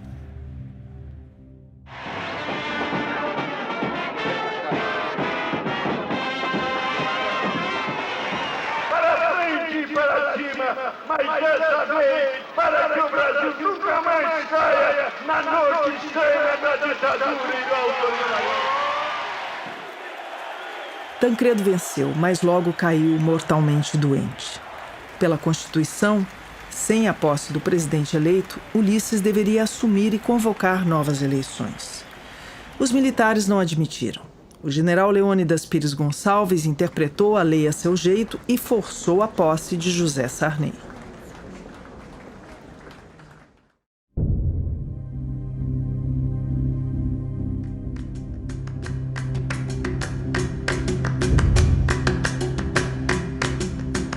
Se todos vocês tivessem os filhos degenerando, com os dentes podres, criando-se sem escolas, ignorantes, famintos, desnutridos, eu garanto que não haveria questão mais importante para nenhum de vocês. Governador, por favor, responda a pergunta do jornalista Clóvis Rocha. Governador Brizola. Governador, a empresa dorme ainda, por favor. Todos são Roberto Campos. Roberto Campos primeiro, segundo, terceiro, quarto, tudo é a mesma coisa. Não há intervenção nenhuma no sistema bancário quando o Banco Central está entregue aos bancos. Quando é que o Banco Central atuou em defesa do interesse público? O Banco Central não passa de uma sucursal dos bancos privados. Nós queremos é colocar os juros no banco dos réus, mostrar que isto é uma violência, que isto é uma agressão, que isto é usura internacional, é uma mudança, é uma quebra das regras do jogo. O que eu quero é que o capital estrangeiro seja aqui regulamentado, que ele não controle a nossa economia, que não transforme a economia brasileira na casa... Etevaldo, Oliveira, por favor, ali. Governador, por favor. Vocês, profissionais da imprensa, são muito responsáveis também por este momento que está vivendo a vida brasileira. Vocês são protagonistas disto que está acontecendo com o nosso país. Ao se jogar milhões de crianças na miséria, o nosso povo na miséria, e vocês estão dentro dos meios de comunicação, permanecem com áreas doutorais, e você não se comove com tudo isso. Eu não sei como é que vocês, profissionais da imprensa, dormem ainda. A Veja me chamou, me convidou para trabalhar na revista Veja, né? Entre outras coisas, para cobrir o PDT, cobrir o Brizola, já de olho na campanha dele, que seria em 89. E me foi dito, assim, com essas palavras, é para descobrir podres do Brizola. E saí a campo e fui procurar as pessoas, telefonei para muita gente, conversei com muita gente, correligionários e opositores e críticos ao Brizola. E as pessoas contavam uma história ou outra, mas nada tinha muito fundamento. Eu comecei a questionar meu trabalho como jornalista e disse... Isso não está certo. E aí eu fui para frente do edifício onde ele morava, na Avenida Atlântica, em Copacabana, e fiquei esperando ele chegar. Cheguei, perguntei para o porteiro, ele não estava, e fiquei esperando. Esperei um bom tempo ali até que o Brizola chega. E eu falei, governador, eu preciso ter uma conversa com o senhor. Ele falou, pois não, e tal, não sei o quê. Eu disse, olha, governador, só sabe, eu estou trabalhando na revista Veja, eu recebi uma incumbência, assim, assado. Eu já conversei com muitas pessoas. E eu estou aqui para lhe contar isso porque eu não acho certo o que está acontecendo. Eu não acho que acho que não é esse o trabalho do jornalista. E eu estava me sentindo tão angustiada com aquilo que num dado momento eu comecei a chorar, inclusive. Eu acho que foi um alívio muito grande contar aquilo para ele. E eu acho que no alívio veio esse choro. E ele, muito calmamente, primeiro, claro, me acalmou, tentou me acalmar e ele disse que, não exatamente com essas palavras, mas o sentido do que ele falou foi esse, que ele sabia perfeitamente separar os jornalistas, os repórteres, das empresas em que eles trabalhavam. Em 1989, finalmente, as eleições diretas.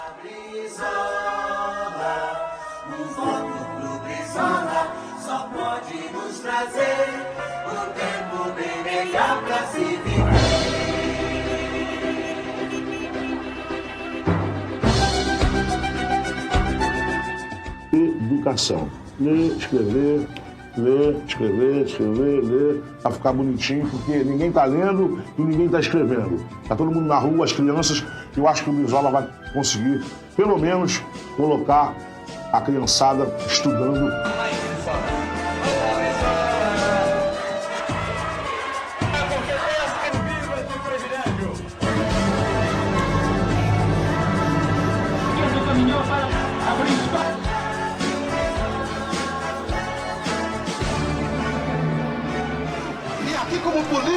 Vim aqui como artista, como cantor, como poeta, dizer a vocês que eu vou votar em Leonel Brizola e dizer que você vai votar em Leonel Brizola junto comigo, porque esse país precisa ter um homem de coragem, um homem de verdade, um homem de força, um homem de abnegação e um homem de esperança, porque não vai ser fácil. A direita não tinha nenhum candidato competitivo. Brizola nadava de braçada e corria o país propondo plantar escolas. Era o nome a ser batido. Tentaram Mário Covas, a Globo chegou a lançar um editorial sobre ele, não decolou. Depois Guilherme Afife, os dois patinhos naufragaram na lagoa. Uma junta de notáveis procurava alguém que desse ibope. Escolheram Fernando Collor. Jovem, bonito, enérgico, caçador de marajás. Bem maquiado, surgiu o gato, que chegou atropelando. Será muito difícil que um homem como eu possa chegar na presidência da República. Eles vão fazer tudo que é tipo de manobra. Logo após a votação, eu me dirigi ao prédio onde morava o Brizola, ali na Avenida Atlântica. Nós, jornalistas, fotógrafos, cinegrafistas, não tínhamos acesso ao apartamento. E então, em determinado momento, eu vejo o carro do Adolfo Bloch, que era meu patrão, dono da revista Manchete, e digo, vai perder esse furo, seu Adolfo? E ele olha para mim, me pega pelo braço e vai me levando como se fosse uma pessoa muito íntima dele. E eu tive acesso, então, ao apartamento. E ele estava no quarto, ouvindo o rádio, acompanhando a apuração. Em um determinado momento, ele sai do quarto, passa por mim com um semblante muito sério, visivelmente entristecido, mas não me olha diretamente. Ele passa por mim, eu estava próximo à janela, ele se põe ali observando aquela multidão, se apoia no parapeito e fica olhando aquela gente que lá embaixo gritava: Brizola, presidente do Brasil, Brizola, presidente do Brasil. Todos gritavam, empolgados, imaginando que ele tivesse passado para o segundo turno. E ele fica um tempo ali olhando aquelas pessoas e, de repente, se vira para mim e eu percebo que os seus olhos estavam todos avermelhados com lágrimas, não escorrendo lágrimas pelo rosto, mas os olhos dele estavam visivelmente emocionados. E por 1% dos votos, Brizola perdeu a chance histórica que esperava desde 1964. Morreu o seu sonho da presidência.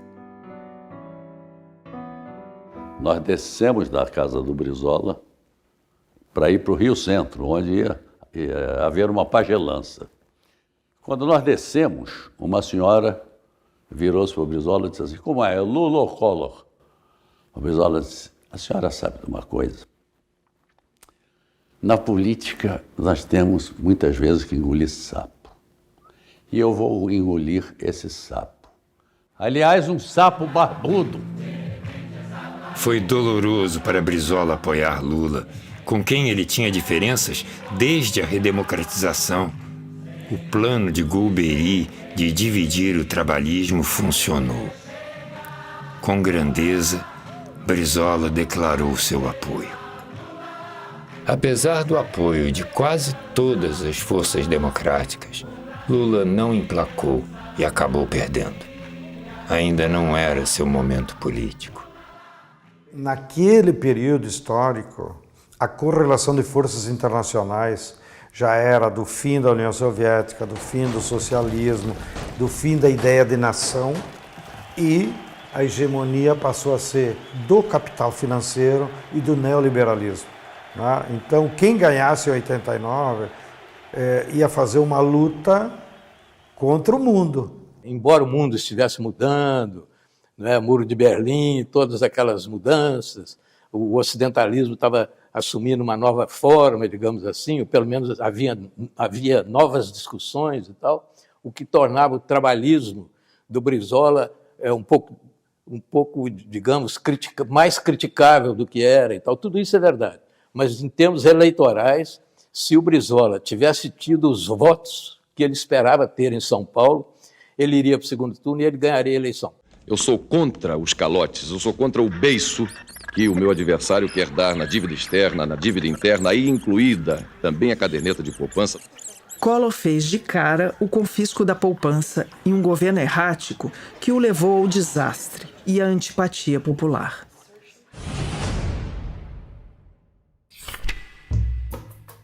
A política não é uma ciência exata. Brizola era o político de maior prestígio naquele momento. Lula ainda era frágil. Fernando Henrique não havia sido inventado como presidente. Era uma questão de tempo. Ganharia fácil uma vaga no Senado e, de lá, comandaria a oposição até as eleições de 1994.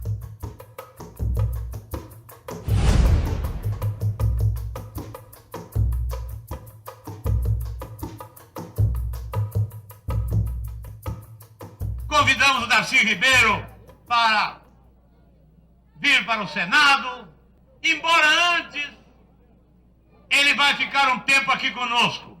Vai me ajudar a restaurar o sistema educacional, que esse governo Moreira quase acabou com ele, desmantelou. Veja aqui, isso é um cemitério. Aqui estão dezenas de CIEPs que podiam ter sido feitos. 100 mil crianças deixaram de ser educadas por esse abandono. Estamos entrando em Engenheiro Pedreira e encontramos aqui esse quadro triste, desolador, que é mais um CIEP abandonado, e assim ficou essa obra desde que deixamos o governo.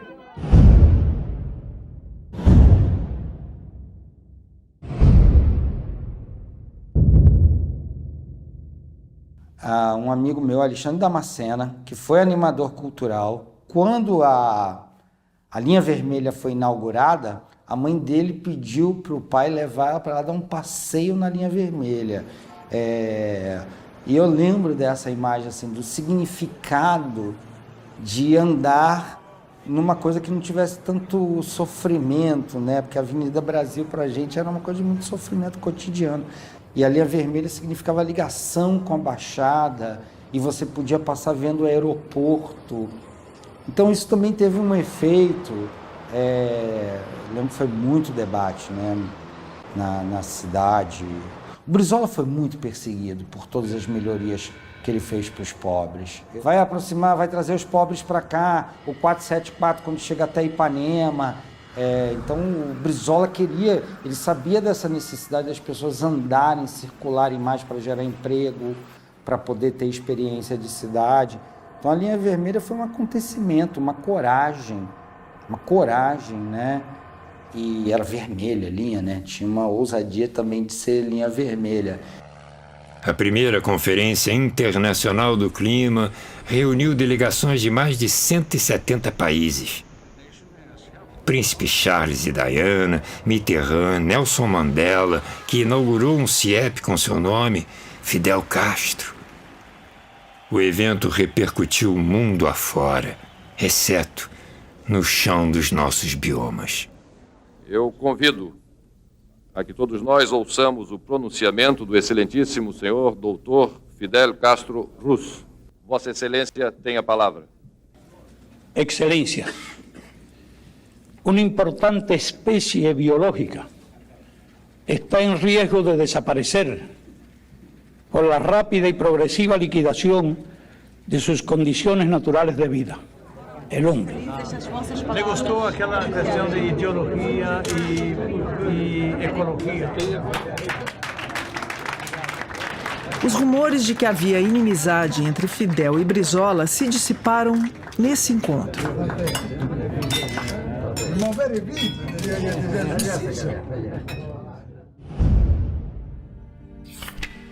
Brizola herdou um estado falido e queria deixar obras importantes. Como Mefisto vendeu sua alma ao diabo e se aproximou de Collor.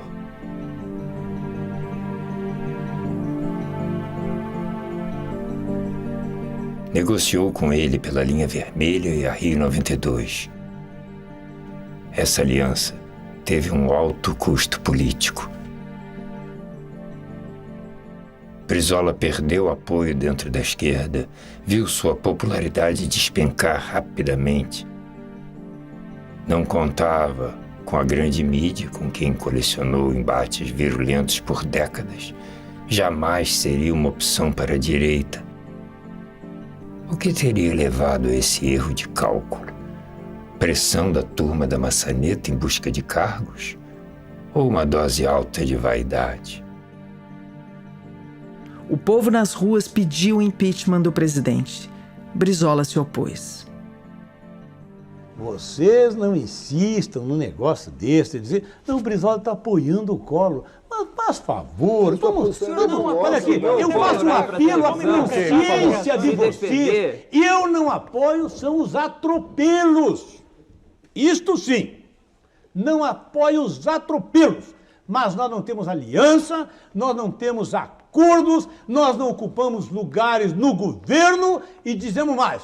Nunca, jamais vocês ouviram do Leonel Brizola que se amanhã surgirem comprovações de que haja responsabilidade do presidente, de que não haja um processo contra ele.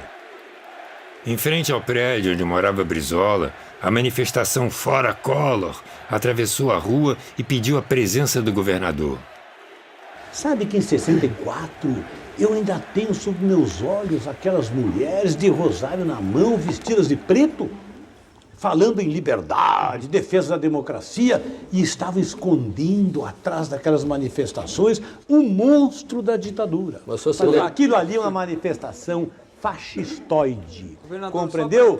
Radical, que passaram ali sem o mínimo respeito, compreendeu? Pelo governador, um homem de 70 anos, que tem serviços prestados. Governador. Como é que podia passar ali, compreendeu?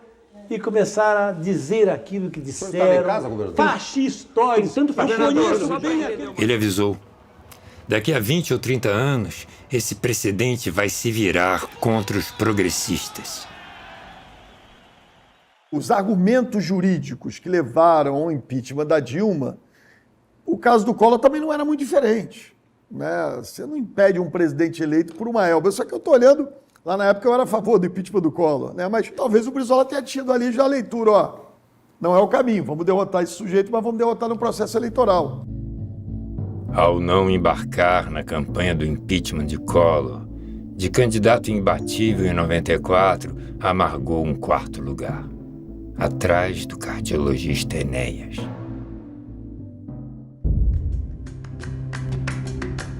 E veio o Carnaval.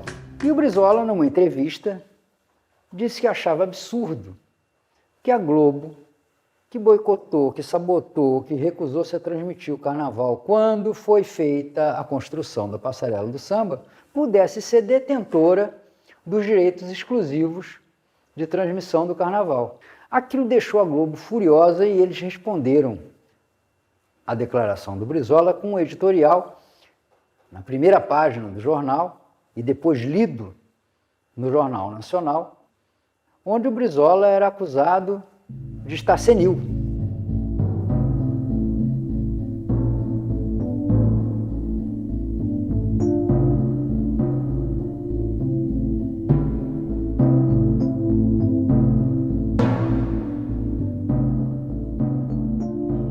E desce o sarrafo na gente, o governador, o nosso governo, né, de uma forma implacável. Resolveram apresentar um direito de resposta e vieram me pedir para escrever o texto. E aí levamos aquele texto para o doutor Siqueira Castro examinar. Ele cortou uma meia dúzia de palavras ali que a gente soltou no exagero, no calor da formulação, e entrou-se na Justiça. 1992, 1993, 1994, e um belo dia chega de repente a notícia de: olha, ganhamos o direito de resposta. Como assim? Que direito de resposta? Aquele de 2 anos atrás. Consultada a direção da TV Globo, a resposta foi simples: ordem judicial se cumpre. Cid Moreira foi obrigado a ler a carta de Brizola contra a Rede Globo.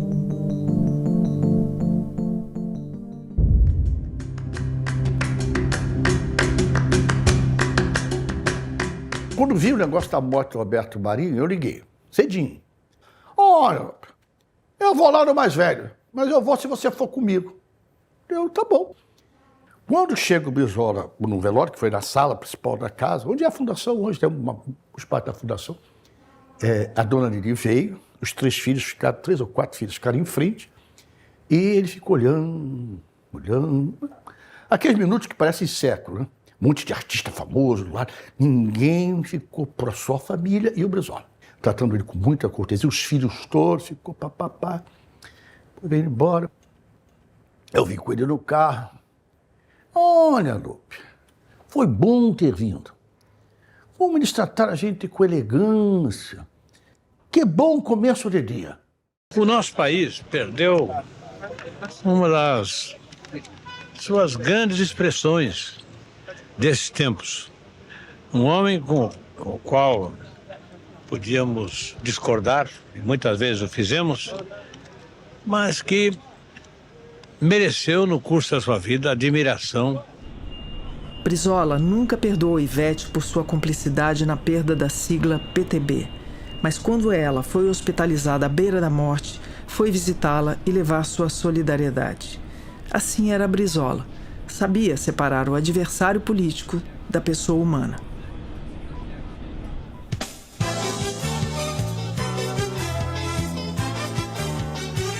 O Brasil é Brizola, Brizola é Brasil. O Brasil é Brizola, Brizola é Brasil. Vamos esclarecer o nosso povo que um segundo turno coerente diante da história terá que ser entre este Fernando Henrique, representando o conservadorismo, os grupos econômicos daqui e de fora, os bancos, enfim, as forças que nos oprimem e nos exploram, e o Leonel Brizola, respaldado pelo nosso povo. A direita não era boa de voto. Perdeu 2 vezes com o brigadeiro Eduardo Gomes. Primeiro em 1945 para o Marechal Dutra, ministro de Vargas, e depois para o próprio Getúlio, em 1950. O austero general Juarez Távora tomou uma surra do sorridente JK em 1955. A direita apelou para Jânio, com quem fez uma aliança em 1960 e tomou uma rasteira. O medo do voto deixou o Brasil sem eleições presidenciais de 1960 até 1989. Um rodízio de milicos ocupou a presidência da República em nome de uma ditadura empresarial militar. Em 1989, as elites foram a Alagoas buscar o midiático Fernando Collor, bom de ibope, como queria Faria Lima, para derrotar Brizola. Collor, logo apelidado de Indiana Jones, deu vexame. Em 1994, a direita, cansada de perder eleições, compôs com Fernando Henrique Cardoso. Mas o que elegeu mesmo Fernando Henrique foi o Plano Real. O povo estava cansado da inflação e escolheu um intelectual vindo da esquerda que começou por avisar: esqueçam tudo que escrevi, e assumiu a presidência declarando superada a era Vargas. Fernando Henrique privatizou no primeiro mandato mais de 80 empresas, com a justificativa de abater a dívida pública. Setores estratégicos como telefonia, ferrovias e energia saíram do nosso controle e passaram para corporações estrangeiras. A Vale do Rio Doce foi vendida por um preço menor do que seu lucro anual. O sistema bancário foi concentrado nas mãos de poucos empresários. A dívida pública triplicou. Fernando Henrique ainda tentou vender a Petrobras. Dessa vez, a grita foi tão grande que teve que recuar. Eu entro na política por causa do Brizola. Me elejo vereador pelo PFL e quando eu chego na Câmara de Vereadores, né, naquele momento de privatizações do Fernando Henrique, a gente começa a se reunir, organizar e tal, e ele gostava da história de um cara do PFL, que era a base do Fernando Henrique, que está contra a privatização. Belo dia, resolve fazer um comício na Cinelândia contra a privatização da Vale. Aí monta aquele palanque, tá aquela Cinelândia lotada, me passa o microfone, o Brizola do meu lado, e aí quando me anunciam, vai falar agora o vereador Eduardo Paes do PFL. Quando falou PFL, tomei uma vaia daquela estrondosa. E aí eu fiz lá meu discurso, no final o Brizola falou assim: fala que tu és liberal, mas não é entreguista. E aí ele soprou isso, eu sou um liberal, mas não sou entreguista. No final estava a Cinelândia inteira me aplaudindo. O dia que nós pudermos, nós vamos revisar todas estas chamadas privatizações. Achamos que isso é irregular. Achamos que essas privatizações estão dentro desse contexto de corrupção. Governador, Isto muita gente não vai concordar, mas nós afirmamos que se depender de nós, nós vamos rever e anular tudo isso. Em 98, para marcar posição, mesmo sem nenhuma chance eleitoral, Brizola, um homem de caráter, aceitou ser candidato a vice-presidente na chapa de Lula. A nossa união, evidentemente, não é uma união como se fôramos um rebanho de ovelhinhas todas iguais. Não, nós somos partidos democráticos e populares. Nós estamos unidos no principal, mas no conjunto a nossa união é a unidade na diversidade. Rapaz, o Brizola era um cavalo que sempre estava na cancha, disposto à luta. Era um manga larga, um cavalo que não se curva. Ele tinha ido para o Uruguai e ele já voltou enfraquecido. Ele teve uma gripe lá, achávamos que era só uma gripe. Eu fui esperar ele na porta do avião. Ele veio me apoiando, ele falava assim, eu apoiando ele, falando, olha, encosta em mim, mas eu vou me apoiar, mas não me deixe passar vergonha. Já sabendo que estava doente, com uma UTI em casa, Brizola ainda preparava uma campanha para prefeito no Rio de Janeiro. E eu falei assim, governador, vamos adiar. Não, meu, que adiar? Daqui a pouco temos eleição. Nem pensava, nem imaginava hipótese de não ser o candidato. Aí na cama dele, ele mandou botar um travesseiro, ficar mais sentado, cobriu-se, com calça e tal, mas deitado, porque estava bem fragilizado. Aí botou a cadeira na frente. Moreira, Garotinho, Rosinha, de quem ele gostava, e Fernando Lopes. Chega uma hora, ele olha assim para o Moreira. Olha, Moreira, quanto tempo nós não vemos? Eu parei de fumar por tua causa. Tem essas 4 testemunhas. Qual por minha causa? Quando tu ganhou do Darcy, eu fiquei tão desgostoso, tão profundamente decepcionado, que eu cortei um cigarro para me penalizar. Para dizer para mim mesmo que isso não podia ter acontecido. Nunca mais toquei num cigarro. Então você é o responsável por ter parado de fumar. Aí todo mundo riu, então o pessoal já bem fragilizado. Era o que eu estou te falando aqui, em momentos mais assim, inesperados. O Brizola vinha com umas saídas, umas tiradas que só ele tinha. A impressão que eu tenho, né, é de que ele fazia campanha por exercício da política, né? Era isso, era um animal político, né? Ele ia morrer fazendo aquilo, efetivamente. E acho que uma coisa que ele jamais perdeu foi protagonismo com os homens públicos, né? Brizola era permanente procurado, né? Como conselheiro ou como um homem de visão, né? Que pudesse dizer para cá ou para lá, sabe? Um estrategista, né? Assim, é curioso, né? Porque quando você olha para a política fluminense, né, de certa forma, talvez tirando o Crivella, né, todos nós aqui que ocupamos a Prefeitura do Rio, né, nos últimos anos, temos ali como origem o Brizola. Né, o César, por óbvio, o Marcelo, por óbvio também, o Conde, ele era um neto velho do Brizola, o Conde era brizolista também, e depois eu, né, que apesar de não ter tido esse convívio, sou inspirado pelo Brizola e me aproximo do César Maia, que me introduz na política pela conexão dele com o Brizola. Então, eu diria que o Brizola vive na Prefeitura do Rio e na política fluminense.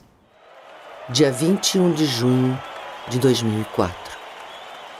Brizola partiu, deixando as raízes fundas de sua fala, de seus atos, de sua coerência.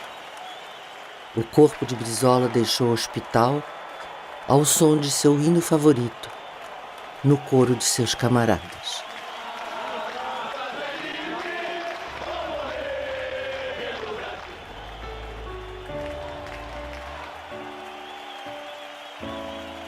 Em retribuição, o filho de Roberto Marinho foi ao velório de Brizola prestar sua homenagem.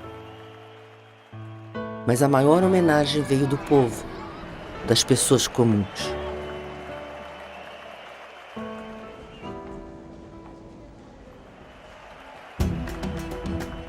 Aos 80 anos, o velho caudilho, depois de se transformar em um dos políticos mais importantes do Brasil, melhor, da América Latina, melhor ainda, do socialismo mundial, encontra o menino descalço que iniciou sua viagem. Ele o pegou carinhosamente no colo, como fazia com toda criança que via, e disse: "Valeu a pena a caminhada, camarada." E o menino respondeu: "Tchê, tu me botaste em cada roubada? Não sabes o quanto aprendi? Valeu muito a pena." E a história não tem ponto final.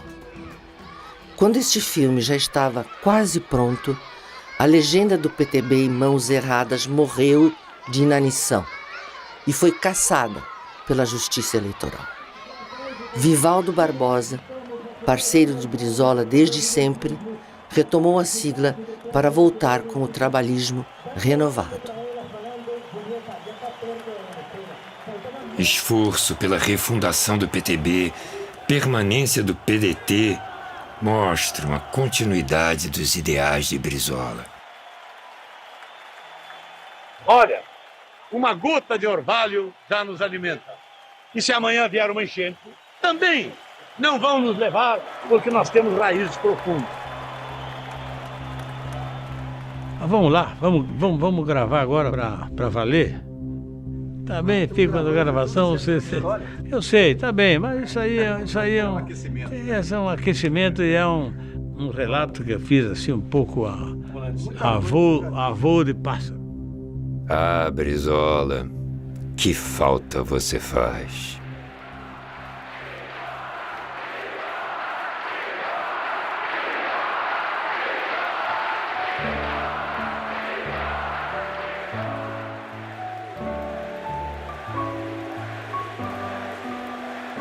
Peço a todos que permaneçam atentos.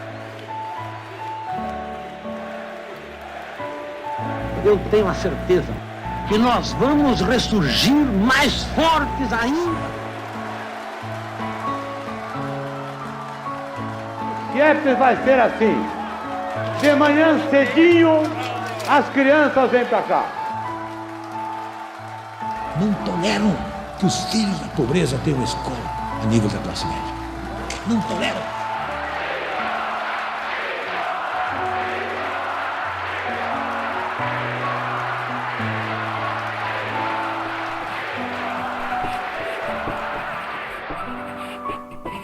Será muito difícil que um homem como eu possa chegar na presidência da República.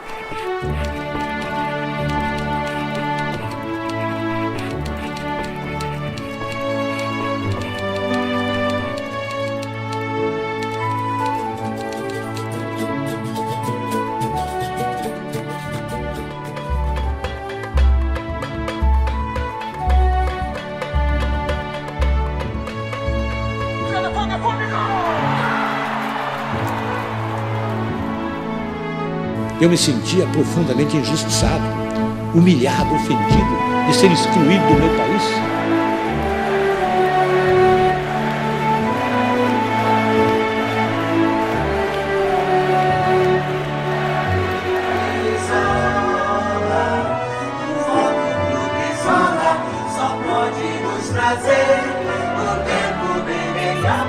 Vocês, profissionais da imprensa, são muito responsáveis também por este momento que está vivendo a vida brasileira.